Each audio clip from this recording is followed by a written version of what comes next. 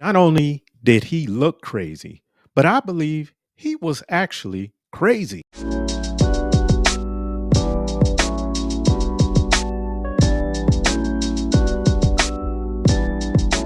Welcome to the Shut Up and Work podcast. I am your wonderful host, the coach. And in today's episode, I'm going to talk about Maniac Mark, who was a supervisor that worked at the industrial plant that I formerly used to work at. So let's jump right into it.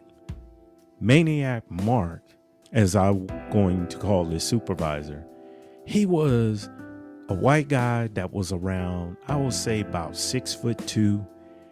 And the reason I call him Maniac is because his eyes bulged out of his damn head and he looked crazy as hell. He kind of had a receding hairline on both sides of his hair and kind of had that point straight down the middle of his hair. And all due respect, Maniac, he was in pretty decent shape. He looked to be about late 40s, early 50s. You know, looked like back in the day, he could go in the gym and tear up some weights. And with this guy never had any type of facial expression. You know, he was always straight stone face, like a serial killer. That's how he looked. Now, getting to the point, how he managed people, he was basically like a straight example out of the book of an authoritarian supervisor. He, with that stone face, never showed any emotion, never showed any empathy towards the employees. Mark was just all about get the goddamn work done. He didn't give a shit what it took or what it takes. Just do it, like Nike.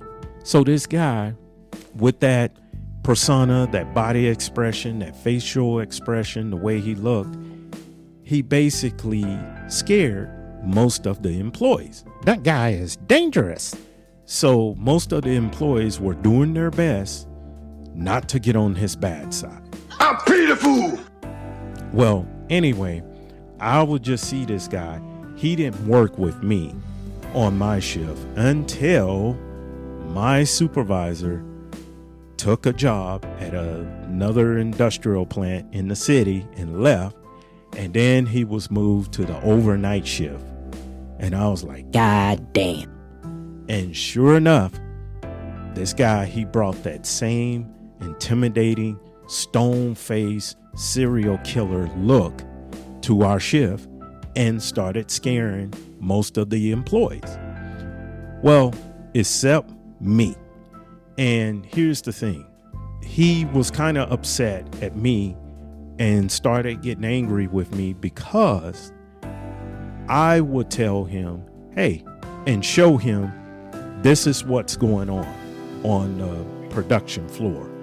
The shift before us didn't leave us enough, product or pallets, and they left us behind. Now, granted, I understand everybody's not perfect. There are going to be some nights where the previous shift didn't pull their share of fair work. And some nights you're going to come in and have to work harder. And that was something that I was trying to explain to Mark. I don't mind doing this, here and there, once in a while, once a week. But it started a pattern to where it was happening every damn day, where the previous shift would not stock up the product or bring the extra product to the floor for the next shift to come in and to start running at a normal load. And I was showing Mark all these things. I wasn't just complaining. I actually brought him out to the areas and showed him, like, Mark, look, first shift, they only did 5 pallets of work right here. We normally, when we leave our shift, we're doing 20. So we're doing 4 times the work that this other shift is doing. And how long do you expect us to keep this work going at this rate?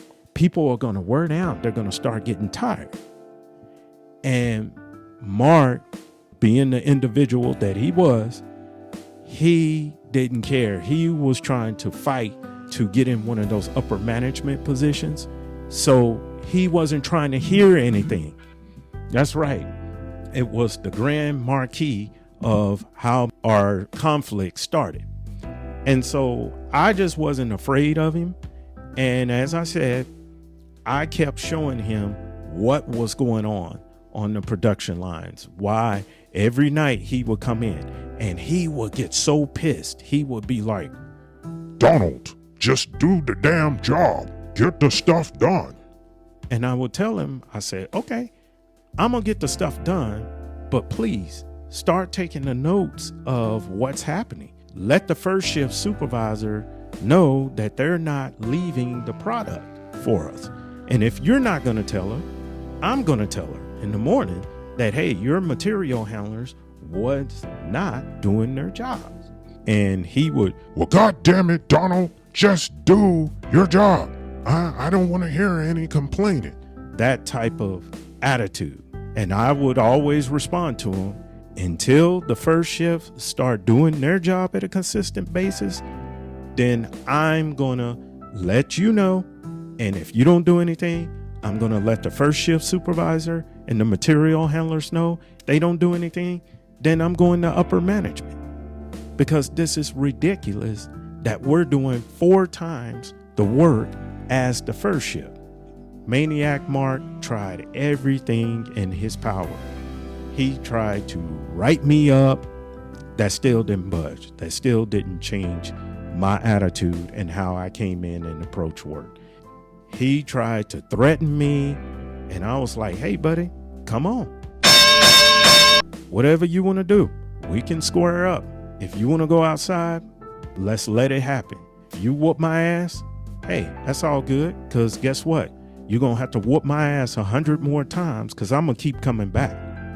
And if I got to pick up a pipe or something and bust you upside your damn head, I'm going to do it. Finally, I don't know what happened.